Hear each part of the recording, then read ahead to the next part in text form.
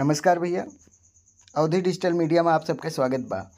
अयोध्या जनपद में ARTO स्कूली वाहनन के फिटनेस चेक करे के अभियान चलाए बा, लेकिन तारुन में तो गजबे हाल बा।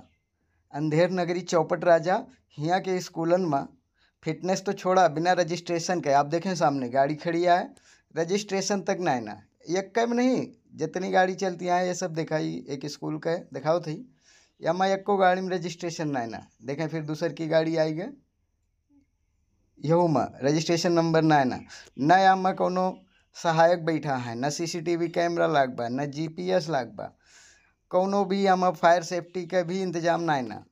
ऐसे सब गाड़ियाँ चलतियाँ हैं, धड़ल्ले से इनका कोनो रोक टोक ना क्यों भी चेकिंग करे वाला ना।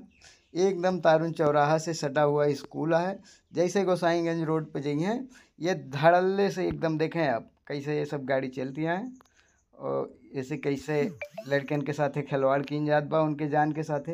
कोनो फिटनेस ना न कोनो सुरक्षा उपकरण बा, न कोनो सहायक यहाँ पर आए गाड़ी पे, अपने आप लड़के चढ़ें उतरें जौन मन कहे करें, और भूसा तरीके से भरा गया है ये सब गाड़ी में देखें आप अंदर तक।